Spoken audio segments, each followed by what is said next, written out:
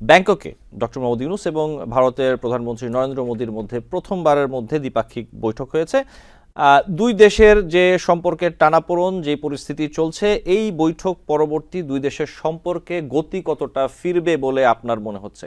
ভারতের সাথে আমরা 1/5 ওয়ার্ল্ডের 1/5 লার্জেস্ট ল্যান্ড বর্ডার শেয়ার করি, এবং সেই জন্য আমি মনে করি যে আমাদের সম্পর্কে আসলে ভারতকে বোঝানো এবং ভারতকে বার্তা দেওয়া এটা খুবই দরকার ছিল। ইন্টারিম গভর্নমেন্ট বাংলাদেশকে একটি অবস্থানে তুলতে পেরেছেন। তিনি বাংলাদেশের যে কি চাওয়ার আছে, বাংলাদেশ কোন পথে যাচ্ছে এবং বাংলাদেশ কোন কি ধরনের সহযোগিতা তার মিত্র দেশগুলোর কাছ থেকে চাচ্ছে। আমার মনে হয় যে বাংলাদেশের যেটা এখন প্রয়োজন সেটা হচ্ছে রিজিয়নালি এবং রিজনের এশিয়ান রিজনের মধ্যে এবং ইউরোপের সাথে এবং আফ্রিকার সাথে এই রিজনগুলোতে আমাকে কাল্টিভেট করতে হবে যে আমার কি কি অপশন আছে এবং এখানে কি কি পণ্য বাংলাদেশ রপ্তানি করতে পারে।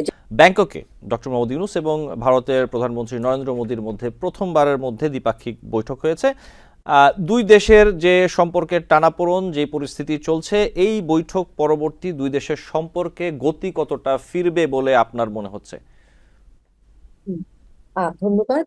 যেটা হচ্ছে কি যে আমরা গত সেপ্টেম্বর থেকে কিন্তু আমরা চাচ্ছিলাম যে ভারতের সর্বোচ্চ পর্যায়ে একটি মিটিং করবার, এবং সেই মিটিং এর মাধ্যমে যেটা উদ্দেশ্য ছিল যে বাংলাদেশ সম্পর্কে যে ধরনের অপপ্রচার এবং বাংলাদেশের ডোমেস্টিক সিনারিওতে এক্স্যাক্টলি কি হয়েছে সেটা সম্পর্কে যাতে সঠিক ইনফরমেশনটা পৌঁছানো যায়।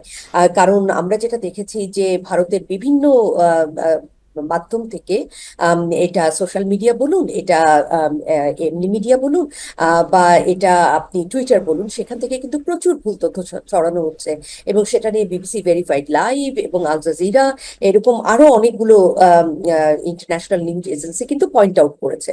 তো এটা আমাদের যেরকম দরকার, এবং সেই সাথে আমাদেরকে একটু মনে রাখতে হবে যে আমরা নেইবার, যিনি যে আছে একটি দেশের নেইবার কিন্তু আমরা বদল করতে পারি না। এবং ভারতের সাথে আমরা 1/5 ওয়ার্ল্ডের 1/5 লার্জেস্ট ল্যান্ড বর্ডার শেয়ার করি, এবং সেই জন্য আমি মনে করি যে আমাদের সম্পর্কে আসলে ভারতকে বোঝানো এবং ভারতকে বার্তা দেওয়া এটা খুবই দরকার ছিল।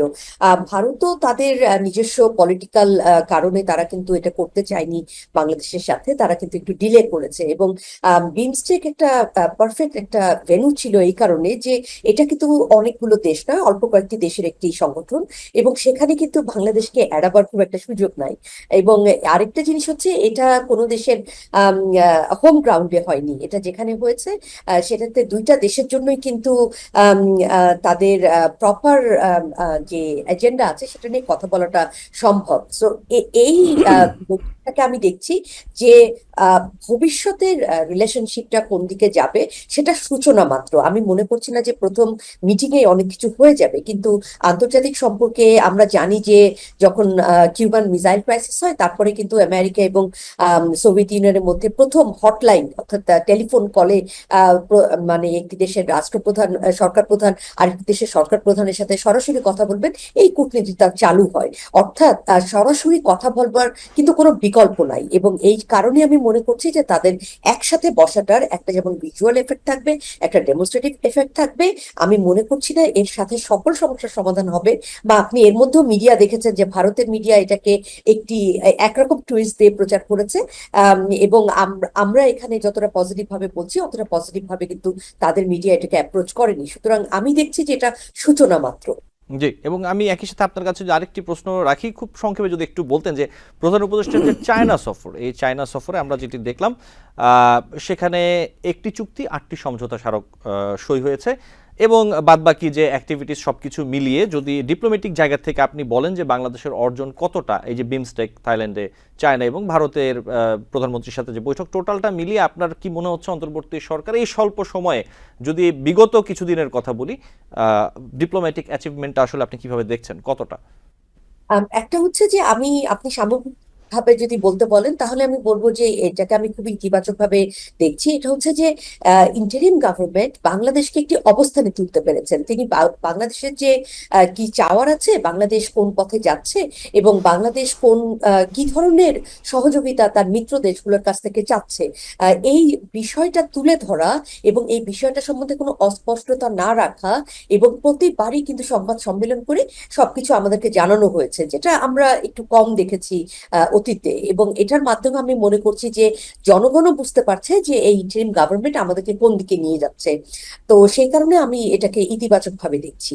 গার্মেন্ট শিল্প নিয়েই মূলত আসলে আলোচনা করছিলাম, কিন্তু আমরা যদি আরেকটু বিগার সিনারিও দেখি যে বাংলাদেশের টোটাল যে ইকোনমি, সার্বিক অর্থনীতি, এই জায়গাটাতে যে প্রভাবটা পড়বে আপনি কিভাবে দেখছেন, কিভাবে প্রভাবটা পড়বে এবং সরকারের জন্য এটা সামলানো আসলে কতটা ডিফিকাল্ট হয়ে যাচ্ছে বা যেতে পারে, অথবা কি কৌশল নেওয়া প্রয়োজন, শুধু তৈরি পোশাক শিল্প নয়, অন্যান্য যে সেক্টরগুলো আছে ওভারঅল। যদি স্পেসিফিকলি এই শুল্কর জায়গাটা ধরে বলি, আমেরিকার যে শুল্ক আরোপের যে বিষয়টি, এই জায়গাটা থেকে আপনি কিভাবে দেখছেন? ধন্যবাদ। আমি এই বিষয়ে খুব একটা বিশেষজ্ঞ নই, তারপরও আমি আন্তর্জাতিক সম্পর্কের আলোকে যেটা বলতে পারি যে আমার যেটা মনে হয়েছে যে সামনে আমাদের 2026 সালে যেই উত্তরণের কথাটা ছিল এলডিসি পর্যায় থেকে, তো সেটা মাথায় রেখে আমরা এফটিএ এর কথা চিন্তা করছিলাম বিভিন্ন দেশের সাথে। আমার মনে হয় যে বাংলাদেশের যেটা এখন প্রয়োজন সেটা হচ্ছে রিজিয়নালি এবং রিজনের, এশিয়ান রিজনের মধ্যে এবং ইউরোপের সাথে এবং আফ্রিকার সাথে এই রিজন গুলাতে আমাকে কাল্টিভেট করতে হবে যে আমার কি কি অপশন আছে এবং এখানে কি কি পণ্য বাংলাদেশ রপ্তানি করতে পারে। যেমন ফার্মাসিউটিক্যাল আমাদের একটা এরিয়া আছে যেখানে আমরা অনেকদিন ধরে ভালো করছি, এবং সেই ধরনের ইস্যু গুলাতে আমাদের নজর দিতে হবে।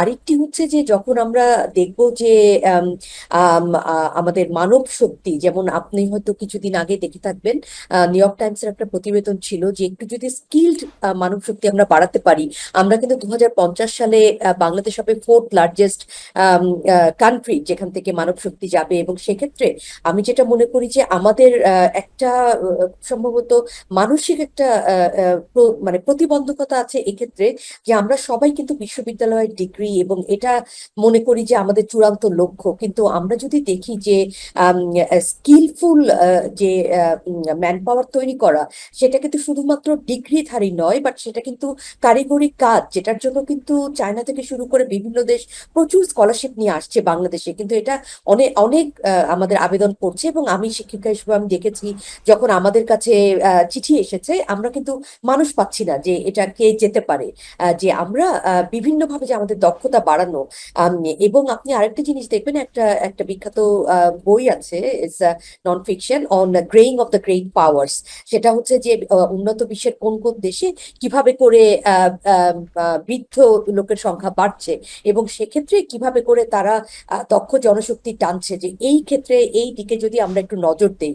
কারণ ট্যারিফের যে ইস্যুটা, সেটাকে আমার আগের বক্তব্য খুব সুন্দরভাবে বলেছেন ইকোনমিক থিওরি গুলা টেনে, যে আমাদেরকে এটা এখনই নেগোসিয়েশনে যেতে হবে এবং এটা শর্ট টার্ম আমরা আঘাত পাচ্ছি এবং লং টার্ম আমাদের চিন্তা করতে হবে এবং আমাদেরকে খুব দ্রুত নেগোসিয়েশনে যেতে হবে।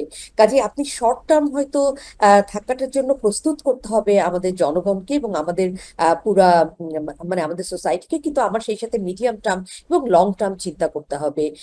এবং আপনি দেখবেন যে জাপান সহ বেশ কিছু দেশ কিন্তু সুবিধা দিচ্ছে, যেমন ধরেন নার্সিং একটা এরিয়া, সেরকম ভাবে আরো বেশ কয়েকটা এরিয়া আছে। কারণ বিশ্বে কিন্তু এখন কেয়ার ইকোনমি বাড়ছে আস্তে আস্তে, এবং সেই জায়গাগুলোতে আমরা যদি স্ট্র্যাটেজিক ওয়েতে আমরা একটু হিসাব করে আমরা সেখানে যদি সেখানকার জন্য যদি আমাদের জনগোষ্ঠীকে তৈরি করতে পারি, তাহলে কিন্তু আমরা দেখতে পাবো যে কিভাবে করে যে বাংলাদেশের জনশক্তি হতে পারে আমার সবচেয়ে বড় রপ্তানিযোগ্য, আমি এটাকে পণ্য হিসেবে দেখছি না, বা রপ্তানিযোগ্য আইটেম।